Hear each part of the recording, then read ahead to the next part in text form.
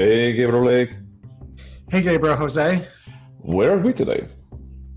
We're in our apartments, separate together. Exactly. We are apart, but we are not alone.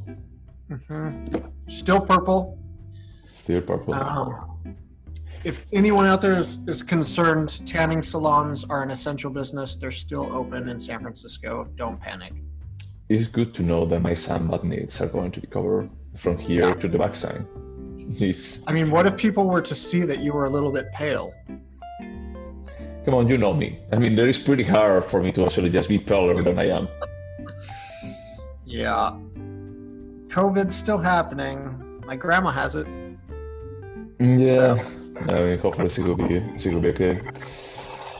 But yeah, it looks like in any case, overall in California, cases are starting to just go down a bit. Oh, are they? I think so, yeah. But in any case, that's the funny thing. That is, like, we just had Thanksgiving, and now people are coming back. So there's going to be another spike before even we, like just bend this curve, we pass this curve. So, Well, you know that I went to Idaho a month and a half ago, and 3 of the people that I spent time with have since had COVID since then. that's cool. So you're the only person left in that group. So if I had gone to Thanksgiving to see my family in Idaho, I'm pretty sure I would have just come back with it. That's nice. Something to remember Idaho for. Yeah, that and the great potatoes. Yeah. Well, but just to change a bit from the, how do you say, apocalyptic tone of the situation, what did we watch this time? We watched the 2015 masterpiece, The Witch. I think that you are just doing this for pissing me off. You're realizing that I'm just keeping it. Okay. And this was originally my pick, but you took over. So why did you take over my pick? So I feel like this is a tiny bit of a deviation from what we typically do, because we've both seen this movie, which we do that often, but we've both seen this movie recently, which we don't often do if we have ever. We both really liked it. And what did we watch last week? We watched Doubt, but before that it was the Juniper Tree. It was the Bjork movie, the Bjork Tree. So we had like a series of movies that were a little drier. Not that they're bad. Well, not the Juniper Tree. Doubt's great, but it's not like, the super engaging. I just wanted something fun that was also something very, very good. And this is fun. The Witch was fun.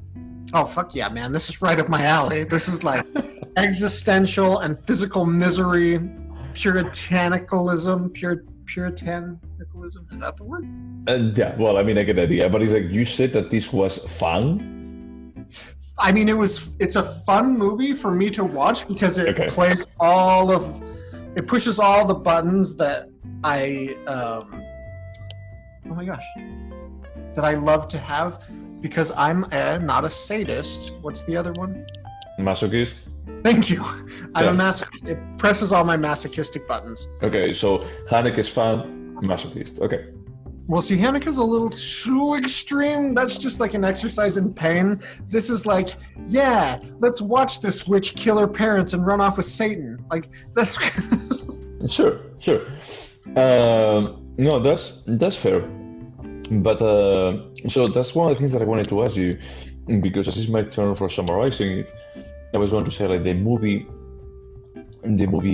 starts with a group of pioneers in the States, of British pioneers in the East Coast of the States.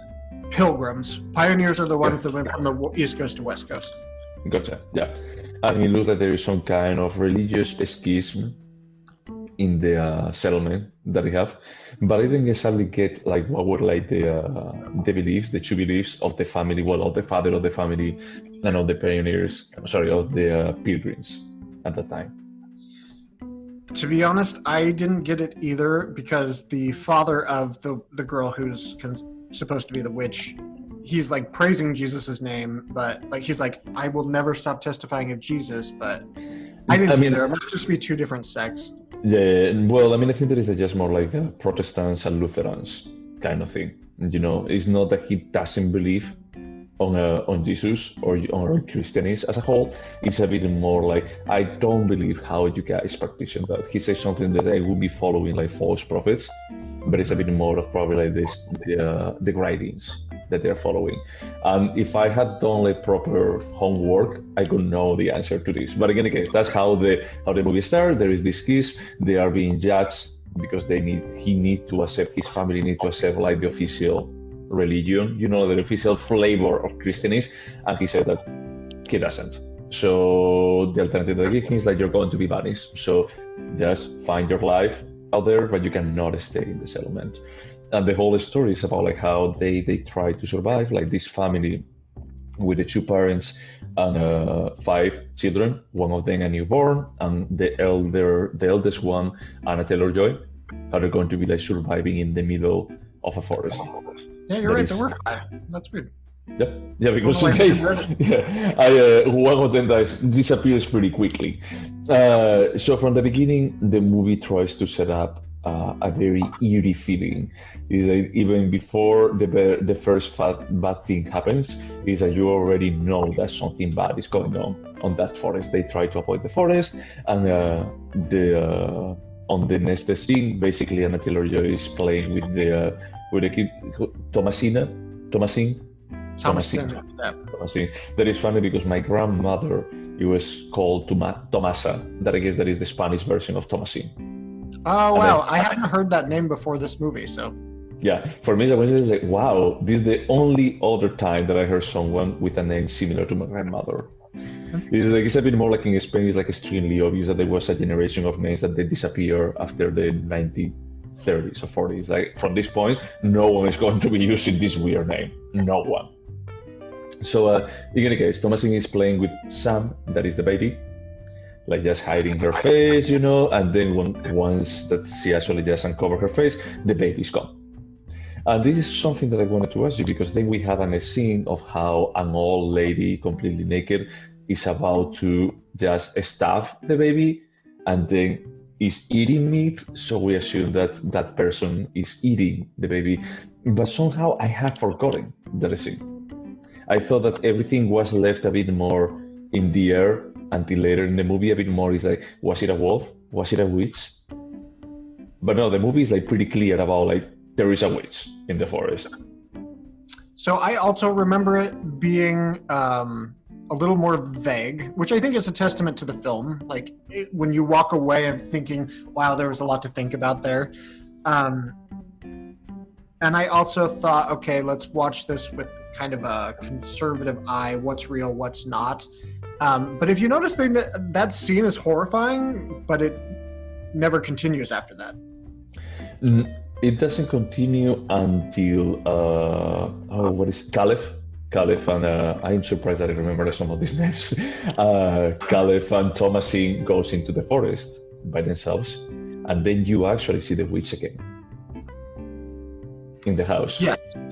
And that so scene, I remember. The fact that this is not real, it's a story made up by the children or by whatever, but I didn't feel like it was necessarily saying this is reality, there's a witch. I mean, the problem, quote unquote, I like the movie, just to be honest, and I'm going to keep like summarizing it, but it's like basically the rest of the movie is about like the story of how the paranoia started like settling down, how the family, the mother especially, tries to survive the loss of a newborn, and how they start like going a bit crazier, but at the same time they keep holding to their religious principles.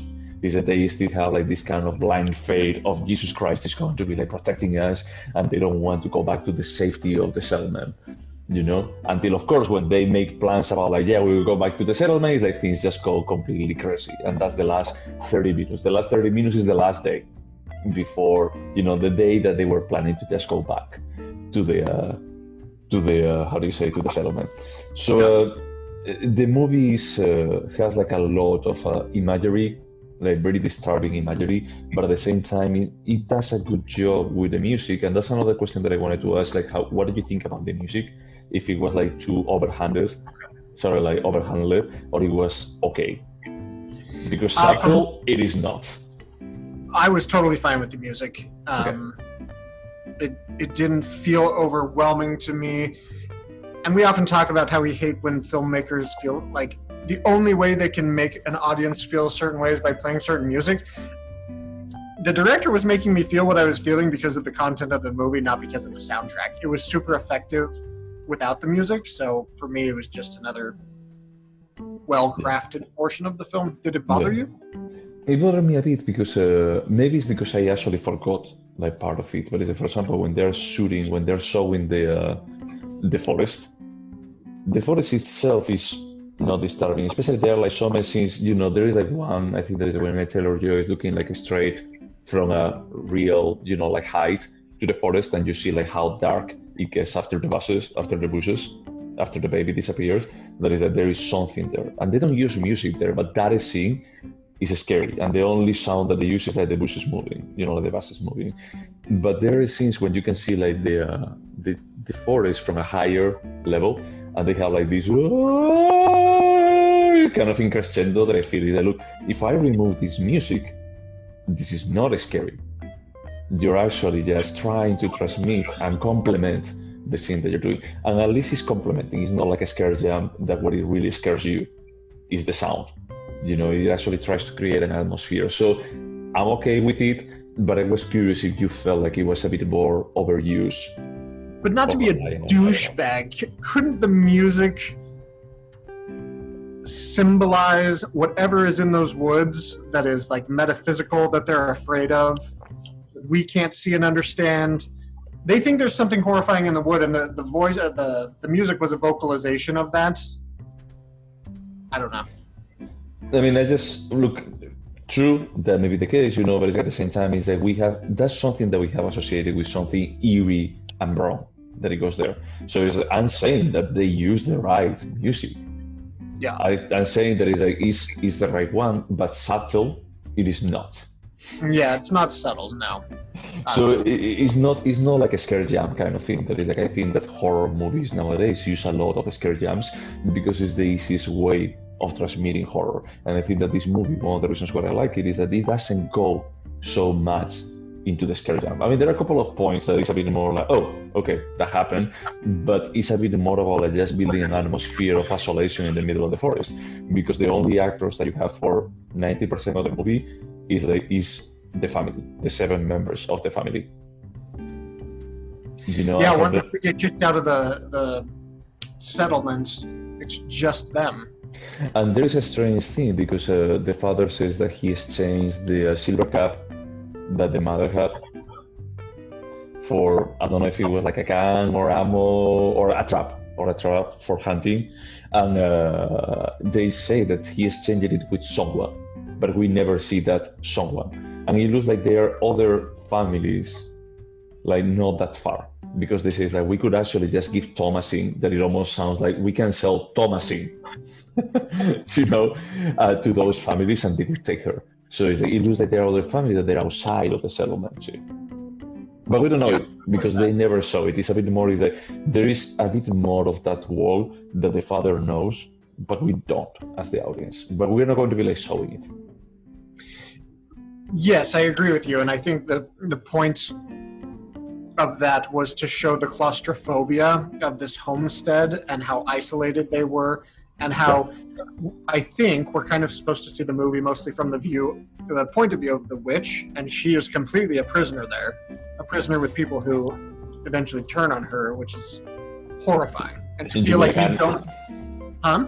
You mean like Anya Taylor-Joy when you're saying like the witch? Well, the thing is that, do you think that she was the witch from the beginning? Yeah, I suppose that when I'm saying the witch, she's the titular character, but we don't know if she's a witch or not. She's just referred to as a witch. Well, do you want to finish summarizing, or did you finish? No. I mean, I was going to say is like, okay, after Sam disappeared, we have like other scenes about like how the family tries to just compose themselves. We're introduced also to Caleb, that is the second eldest. That is like a male that he sort of goes hunting with the father. We see a very eerie rabbit. I like that how they use the rabbit. About, okay, we're going to be like just having the rabbit for 30 seconds on the screen, and it's going to be scary. About like there is something wrong with that rabbit in there. But then when we came back, we are introduced to the twins that they were called Mercy and Jonathan. Jesus Christ, I'm super impressed with your memory. Jonathan is a bit of a guess, but it's a Mercy for sure. Jonas. That's the other one. Yeah. And how do you say? Then these two are like pretty awkward kids that they are talking. That the goat, a male goat, a black male goat, is talking to them, and is the devil, and the devil is telling them that Anya Taylor-Joy. No, they never say that the devil told them that. What they say is like the baby, Sam, was actually kidnapped by a witch. It was not a wolf, it was a witch. And they never attack Thomasine as being the witch. But in a later scene, Thomasine just being like really pissed about the Mercy, about like just talking about that, he actually decides to just play with it and say like, yeah, I was a witch, and it's because I am the witch. And there is this very disturbing scene where she starts like just going into a crazy level of detail that I don't think that any teenager could do nowadays about like what a witch would do. That is like, holy shit! I mean, that's insane. And it's true that that's only the script was trying to play with the idea of building that idea. Building the impression in the audience that she may actually be a witch, that no one would know with that level of detail what a witch would do in there. But at the same time, I feel it's like, well, these folk tales, is I'm pretty sure that in that time it's exactly what they know. It's exactly what they would tell as kids. They're afraid of witches. They think they're real. They know what witches do in their imagination. Mm-hmm. But yeah, it's pretty graphic what she threatens to do to the little girl. Yeah, so the girl is completely terrified, but she actually said that if you say something to father or mother, I will basically just kill you. And the movie keeps evolving. There is another time that Caleb and Anya Taylor-Joy goes to the forest in a horse, and of course happens what is expected, that they lose the horse, they get separated, and Caleb gets kidnapped by a very folk tale-like witch that is pretending to be like super hot, as Caleb is like just living his sexual awakening. But Caleb actually comes back at a later time into the house, but is completely catatonic, or is like completely in coma, and that drives us to the last day where the twins are accusing of being a witch to Anya Taylor-Joy, to Thomasine. And the parents start believing them. Well, basically, it's like everyone is going to be a witch. All the kids are going to be a witch. It's like we get to a point that anyone could be a witch, and they end up like just getting trapped in the stable house with the goats. Well, they weren't trapped. The dad locked the three. Because he thinks they're all witches. Yeah. Or he cannot say exactly who will be a witch because he truly feels like the twins are the ones that they are like just corrupted by the devil. Probably not the witches, but just corrupted by the devil, that they had been like just being whispered by the devil, by Black Philip, that is the black goat.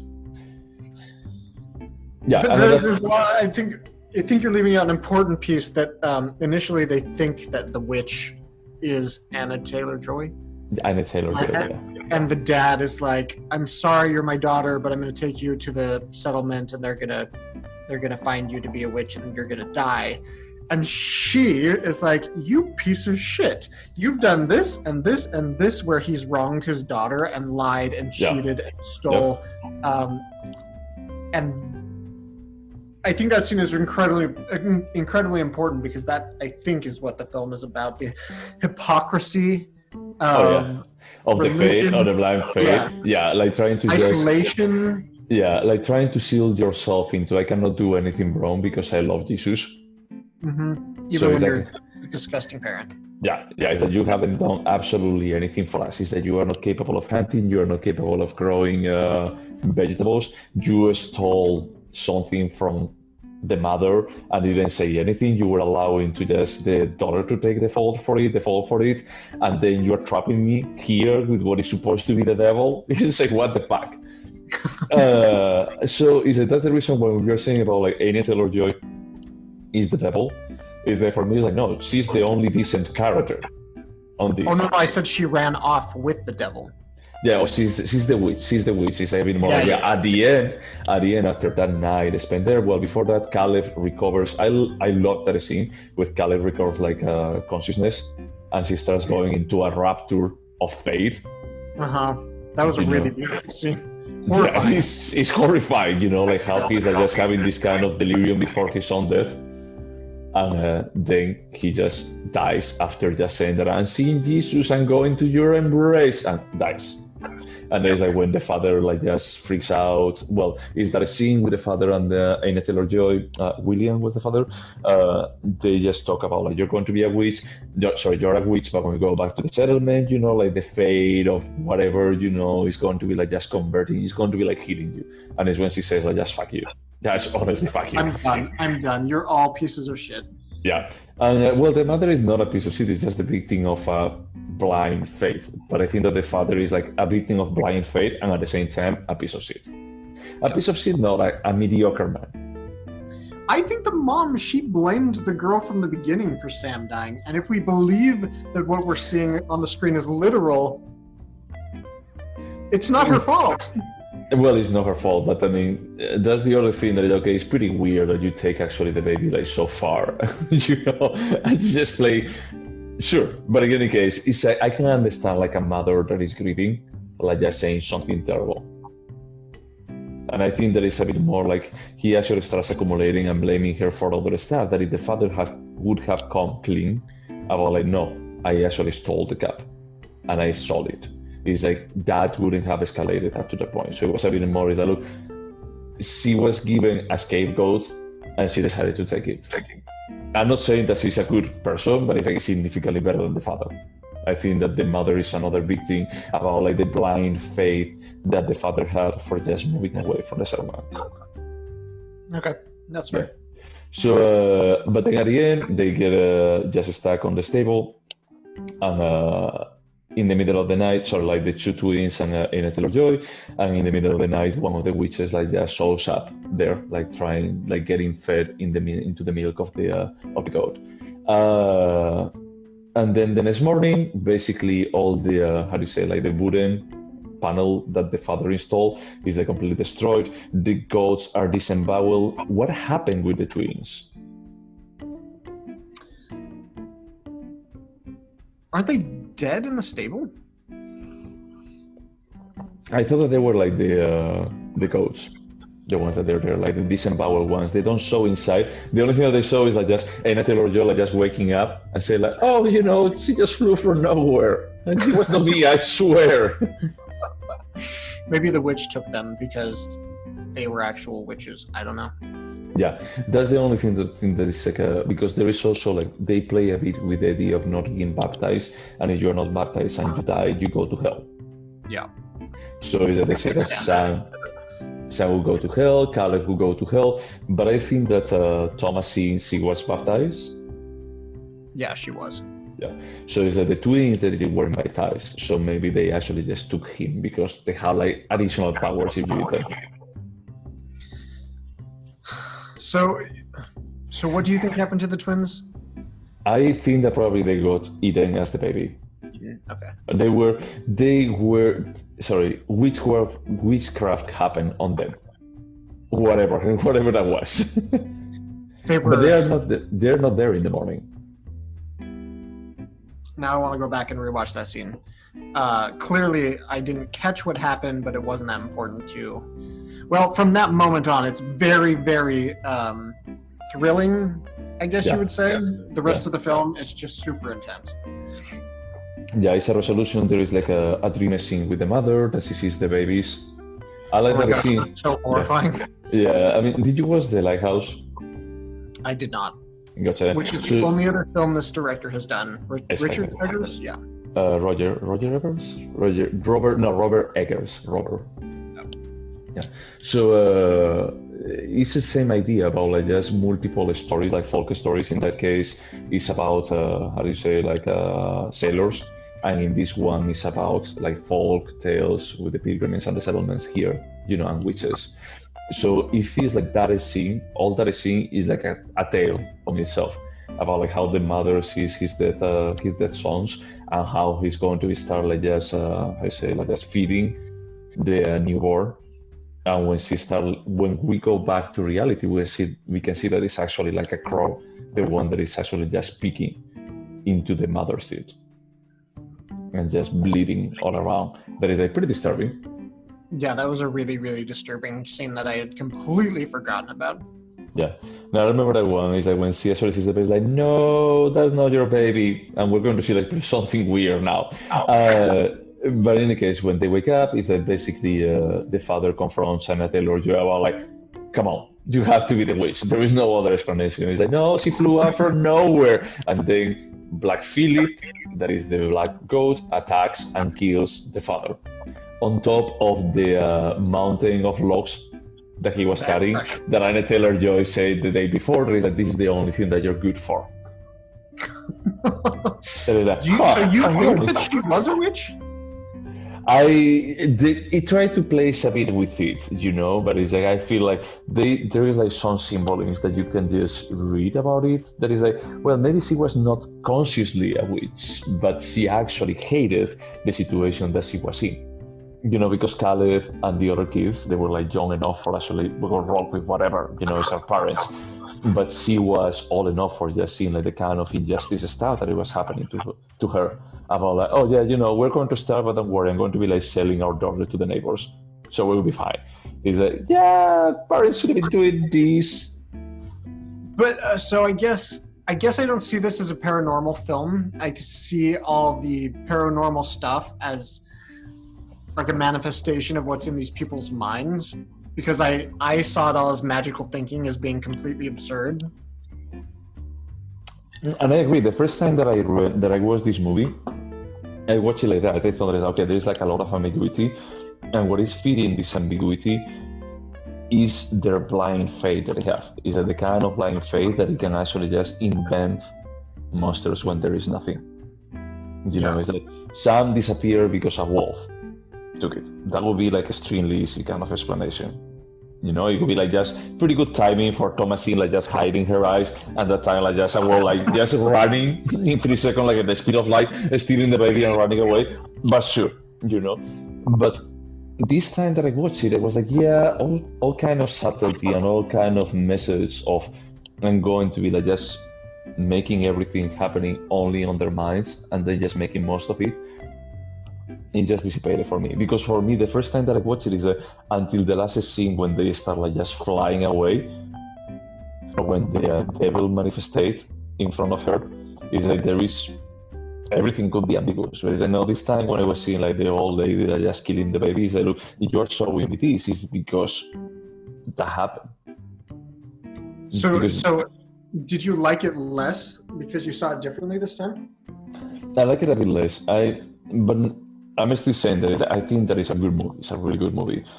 But I think that I was looking for that kind of subtlety and ambiguity the first time, and it worked for me on that way. On this time, as I was telling you, like the music and other things is not subtle. All the old witch like just killing the baby, like, okay, I'm going to be like getting a knife close enough to the baby, but this is not Mother, this is not Aronofsky, so I don't need to see a baby like just being obliterated. But tell me, is subtlety always a good thing? Because you say it like it's a bad thing. I don't think it's bad that this film isn't subtle.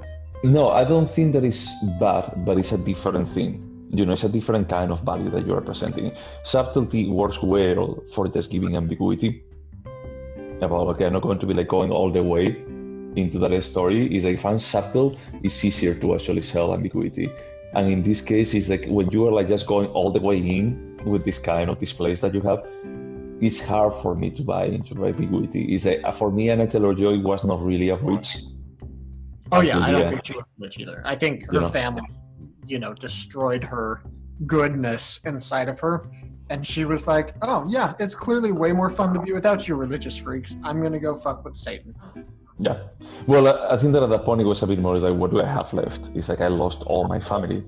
Because even when she's about to stab the mother in the face, she's still telling her, like, I love you. And it's like, I just had the feeling that it's one of those situations of, I don't have anything else. I mean, But I would. you say like she attacked the mom attacked her. Yeah, that's true. I mean, it attacked her, but at the same time, it's a bit more of like the situations just drove to that. You know, that it almost feels about like, okay, the main thing that the witches and the devil were pursuing, it was just for getting to her, and just driving her to a point that is that the only thing that I have left is that's witchcraft. You know, but the rest of my family is dead. I don't see it as a last, oh, this is the only option I have anymore. I see it as the actions of her family made her reject what was quote unquote good. And she's like, the devil says that I can live deliciously and see the world? Fuck yeah, I'm gonna like abandon these people and go do that. Well, I mean, it's not abandon them because they are not alive anymore. They are all dead.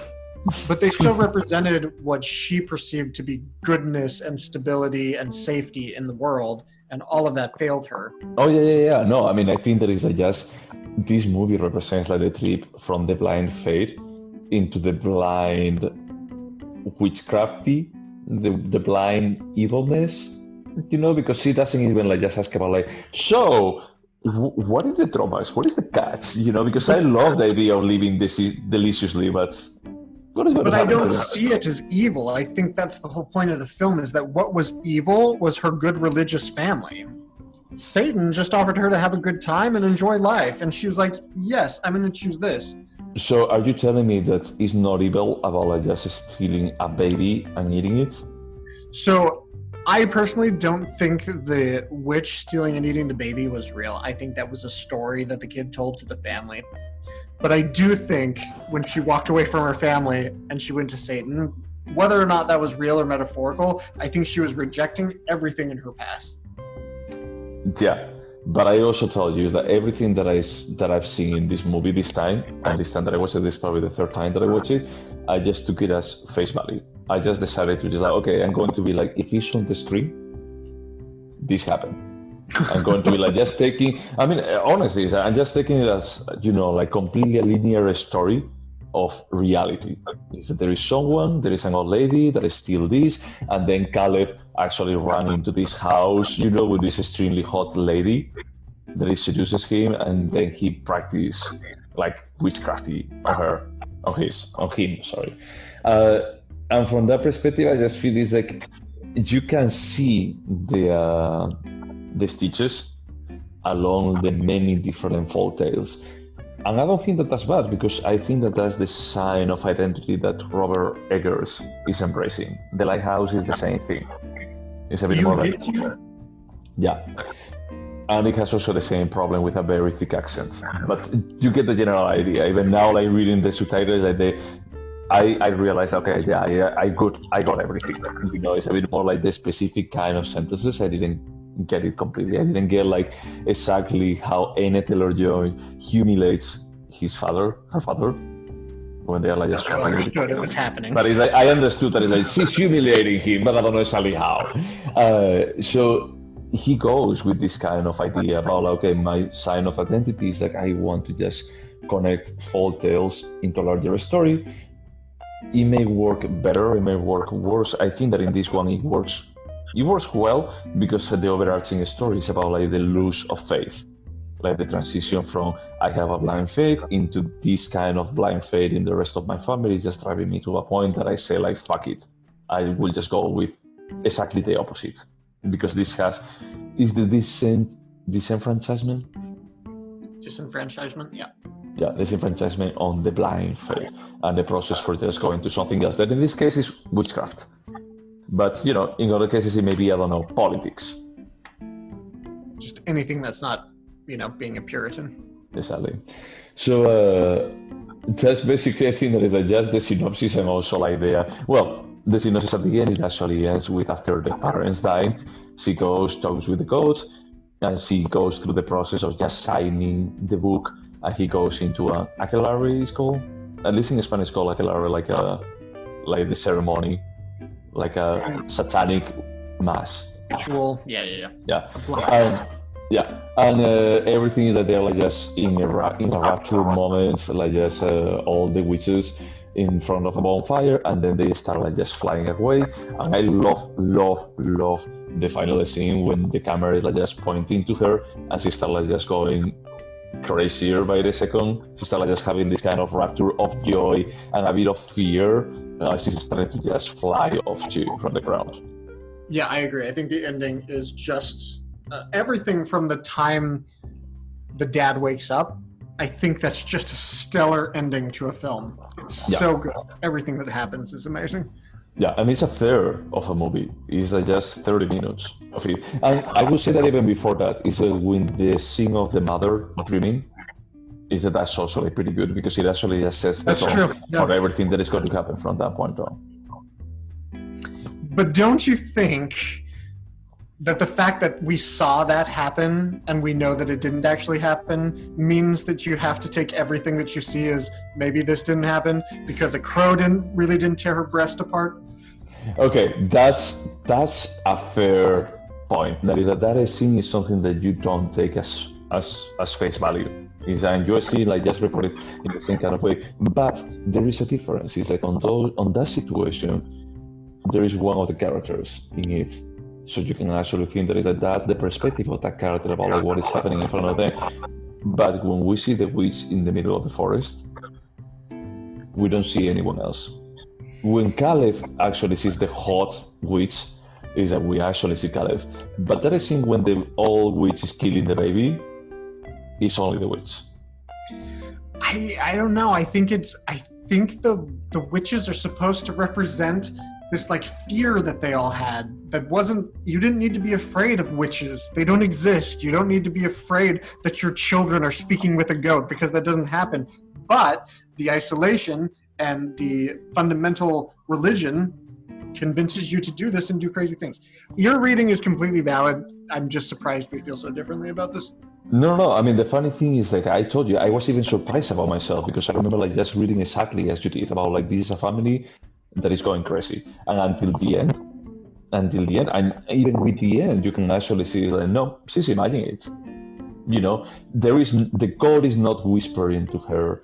There is no like just ritual in the middle of the forest. She's not flying into the horizon. Is that there was nothing like completely.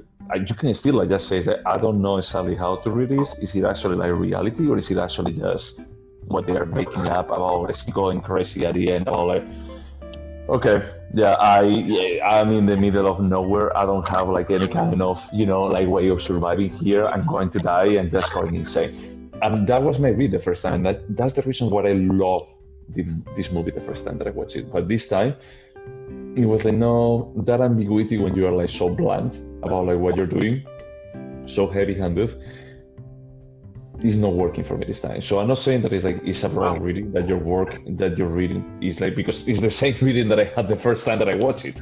But this time for me it was like, no, you cannot be so heavy-handed and at the same time like trying to be subtle. It doesn't work like both ways. All right, that's fair. Yeah. So yeah, I mean, in any case, did you like it? I liked it as much as the first, and I think I also saw it twice in theaters. I liked it a lot. I think we saw it because we had Movie Pass back then. Yeah.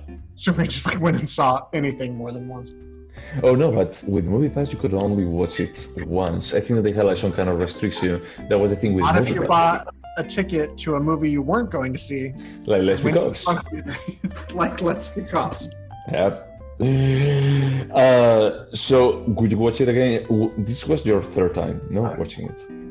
I can't remember if I saw it once or twice in theaters. I thought I saw it twice, but maybe this is only my second viewing. Either way, I haven't seen it since it was in theaters in 2015. Gotcha. Would you watch it again? Yeah, absolutely. Yeah, I think that I will watch it again. Probably will give it like a couple of years, but I will watch it again. Would you recommend it? Absolutely. Yeah. To almost anybody. I think this is a great movie. Like just going to the grocery store around the corner, like the bodega, and just like the guy, like just hey, telling Trader you. Joe's clerk, have you seen The Witch? You really need to see The Witch. Yeah, he's he reached just change. He's like, I'm going to give you some change in your life. Gotta watch The Truant Horse, The Juniper Tree, and The Witch. Those are the three I recommend to everybody. In this order. Yeah, Yeah, I think that I recommended it to a lot of people because this is still horror. Even if it's not like a jump scare kind of movie, I think that is still horror by nowadays standards.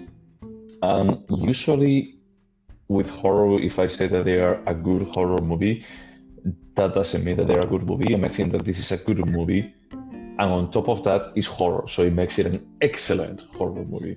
And it's not gore porn.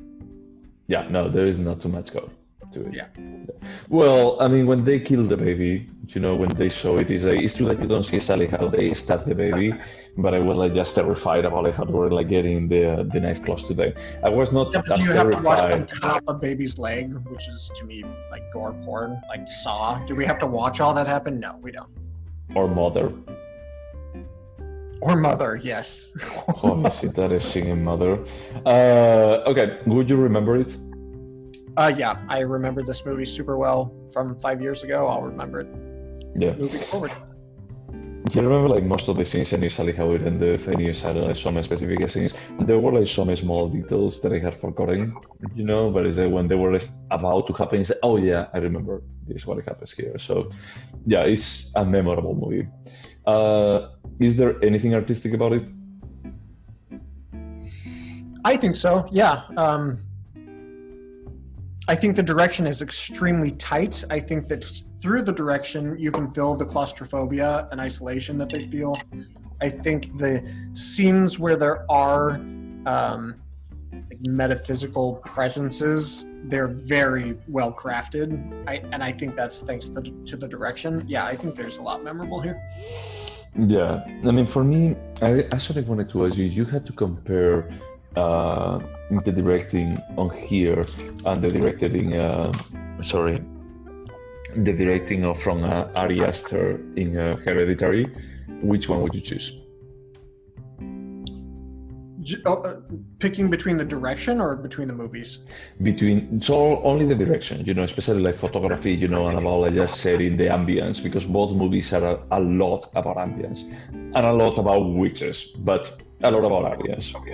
I haven't seen Hereditary in a long time, so I feel like I am going to say The Witch, but I feel like if I were to watch Hereditary, maybe I would change my mind.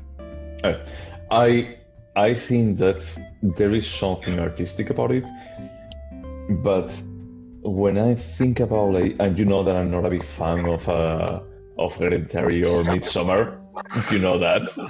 I mean, I think that I like Hereditary, but I just feel like I like Hereditary more from the family drama perspective more than from the horror perspective. I think that it's a significantly better horror movie, but I think the Hereditary is a better drama. I can see that. I feel like, well, first off, it's a cast of mostly adults, so that gives it something when you're watching mostly children. I get what you're saying. Yes, Okay. That's more like character development and plot and. Yeah. But what I was going to say is like from the photography perspective and about like how they build the ambience, how the doll house scenes are recorded on Hereditary are masterful. But admit, the dollhouse scenes are the only thing that you can remember from that that's like interesting from a direction perspective. And you've had a hard-on for those dollhouses ever since we saw it. No. Not only for the dollhouses. What I found amazing is that dollhouses, okay, this is a bit of a gimmicky, but what I found mind-blowing, and I know that this is like Instagram filter level, is that the scenes when they're like just showing the house from outside with the forest surrounding it, and it looks like a dollhouse. It looks like a toy setup. Is that part is like it's so amazingly well directed for just building up like this kind of uncomfort about like who's playing with whom. Is I thought that's amazing. But in this case, I just felt like it was a tiny bit too overhanded. Like about like the music and everything. That I felt like, yeah, you want to be like an atmosphere. I get it, and that's the reason why you use the music. And you actually like set it up for that long. There are other scenes like the times that they saw the rabbit. They like, that's scary, and you are only using a rabbit. but that's scary. That shouldn't be scary. And I think that it's good. I think that there is something artistic, but I think that it could have been more. All right. You can see So, that. once again, I think that it's good, it's well directed, but I think that it could have been more subtle. That I think that is okay. You went there for actually. So now I'm very curious to hear your score. I know I would like that you to are. give 2 scores. I would like you to give a score based on the 2015 viewing. Do you remember? And I can tell you. Yeah, I can tell you that. Yeah. I mean, it's not going to be that different, believe me. And the last question, is it a timeless piece? Yes, 100%. There's nothing tied to what was happening in 2015. This will apply anytime. Yeah. The only thing that I could actually think about, like the timeliness of this, it would be like the directing per se. But I don't think that the directing, I think that is good. It could have been better, but it's not. That is something that is like 2015 was at this point, now is here, and probably in 10 years it's going to be down here. It's like, no, it's not that. It's not about like you were abusing of a specific resources. It's a bit more like, well, that's your style, because it's the same thing in the Lighthouse. So any other question or anything else that we should say before scoring? That's it for me. Yeah, I don't think that I have anything else. I really like, this was the movie where I discovered, I don't know if there was anything big with Anya Taylor-Joy prior. I don't know. This is definitely the first thing I thought, wow, where does she come from? She's amazing. Yeah, it was the same feeling that I had about like, wow, this girl is going to get places, and then she did a split the next year. I was like, oh, I forgot she was in that. Yeah, she's the main girl that is kidnapped, the smarter one. The one that's not a cheerleader. Oh my gosh, I completely forgot. But the funny thing on that movie is like, I think that James McAvoy does an amazing job, and she's good. Yeah. She's good, but it's like James McAvoy does like a tour de force that is like, yeah, whoever you put next to her is next to him. He's like, yeah, she did okay. She was uncredited in a movie in 2014 called Vampire Academy. And then she was in one TV series, and then one episode of a TV series, and then she did The Witch. So this is essentially her second acting job where she's credited. Yeah, and it's amazing. I think that she actually just holds the movie. It's like you cheer for her, you just feel pity for her, and then you understand like her transition into the evilness. Yep, I was like, go live deliciously, girl, go. I love that sentence. Like, do you want to live deliciously? He said, yeah, I want to live deliciously. Everyone wants to live deliciously. You read the little postscript, right? Like the dialogue and the words were taken from actual witch trials in America. Mm-hmm. So, I mean, I'm sure somebody said, and then the devil asked me if I wanted to live deliciously. And I said no. Yeah. I mean, I love that. I mean, but it's once again is a design of identity of what this director Robert Eggers likes to do. It's about like just taking like folk tales and just turning them into a full-fledged movie. So I'm really curious to see The Northman with Björk and other people. Skarsgård, everyone we love. Other people, Björk and other people. Let's just be honest here. I'm going to be like watching it for Björk. But Anya Taylor-Joy she actually carries the movie. And we were talking about the Queen's Gambit, and she's the main actress, of course, but she carries something that we will talk after this podcast. I want to just talk a bit deeper about it, because thinking a bit more about it is like, yeah, Anya Taylor-Joy is so good that it makes you not think about how bad the show is. Well, I look forward to finding out how you really feel. Yeah, about that show. So, scoring, I mean, I feel a bit cheated because this was originally my pick, and now I have to score first. I asked you, are you okay with me stealing your pick? I know. It's my fault. I should have said, fuck you, man. So my score is actually 7.5. All right. Mine is an 8. Okay. So if you had asked me before I rewatched it, probably would have told you an 8 too. Yeah. Because I thought that it was like subtler and a bit more ambiguous than how I felt this time. That at this time it felt like, no, you are like just face value on this. So I reserve 5 for like perfectly mediocre films, and then 7.5 is for a good film that I would say, yes, this is a solid film. I do think it's a step above a solid film. So. Yeah, No, for me, I would say that it's like a solid film. You know, it's a very, very solid film. But it lasts. Sorry, I mean, it's lacking. Now that I watch it again, it's lacking a bit more maturity on the directing for just getting a step even beyond that. And I'm looking forward to the Norman because I don't think that the Lighthouse is a step into how do you say, like excelling. You know, I think that it's a bit more like, okay, I see your thing. I get what turns you on. Yeah, I get it. You know, means are you going to be like just only recording this? I think that it's a better art house movie. You know, but Lighthouse. I didn't see it, but I heard that it's like boring as fuck. It's an art house movie. That's what I say. You know, from that perspective, I think that it actually just fulfilled the role better because I think that this movie has more of an overarching narrative. And on that one, it got to a point that is like, did I miss something because of the accents? Or is this truly only a collection of folk tales? And you're like just throwing random stuff in there. Yep, that's what it is. Yeah, we will watch it eventually. I'm going to be adding it to the list, but I don't know. So, anything else to say about The Witch? Because I have a surprise for you. I have a surprise for you. What is it? I'm going to be like giving you a choice between two movies. I know that I told you that I wanted to watch a specific one. We're not going to be like mentioning that one yet. But the alternative that I was thinking about is that this is an A24 movie. Right. And there is another horror movie from A24 that I think that we both really like. You already know which one it is. I do know which one it is, and I can never remember the title. I can never remember it, but I can see the trailer in my head. It happens in Detroit. It does. Yep. And so my alternative that I'm giving to you is that between the other like 2 hours and 20 minutes. You're using time as an incentive.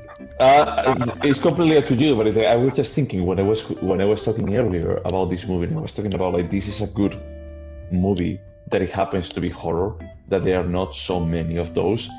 I think that the other one, I think that is an amazing horror movie that is also a good movie. And what is it? It Follows. It Follows. God damn it, I can never remember that. And then what's your other pick? The other pick is Mank. Mank that is coming out this Friday. I love David Fincher. He's one of my favorite directors. I think that you like him too because of Fight Club and other movies. And other movies, yes. and other movies that he did. Like, I don't know, The Social Network with an Aaron Sorkin script. Oh, God, I love The Social Network. Honestly, I like The Social Network. I think that it's like really well directed, but it just Don't forget Gone Girl. He did Gone Girl, so just... I enjoyed Gone Girl because I like thrillers. And when I went to watch it, it's like, holy shit, you're making me like a Ben Affleck movie. To be honest, I had never heard of Mank until you told me about it maybe 2 hours ago. So I don't feel like I can pick because I don't know anything about that film. Then let's watch Mank. We could just show we don't over-index in horror, you know, because we rarely watch horror. I think that this is probably the first time that we watch horror. Is Jurassic Park horror? No, I think it's action adventure.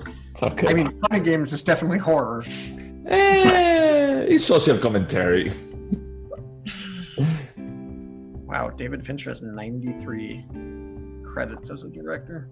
But he used to direct also video clips. Just think that. The Girl with the Dragon Tattoo, The Social Network, The Curious Case of Benjamin Button. I was in love with David Fincher cinema when the Case of Benjamin Button came out, and I thought that this is an amazing film. Cate Blanchett and Brad Pitt gives like the performance of their life, and then I watched it a couple of years later, and it's like, this was okay. Let's just leave it there. Right before that was the peak of my love for Fincher, and then I saw The Curious Case of Benjamin Button. I'm like, people say this is good. I think this is the end of David Fincher. I don't think that is the end, you know, of him, but I think it was at an inflection point that he probably just had to sit down. It's like, I should play to my strengths. I should stop like just going with crazy stuff with Brad Pitt. Alright, so Monk it is. Yes, it is. Alright, and to whoever who is out there listening to us, please stay safe, wear a mask. Wash your hands. Bye.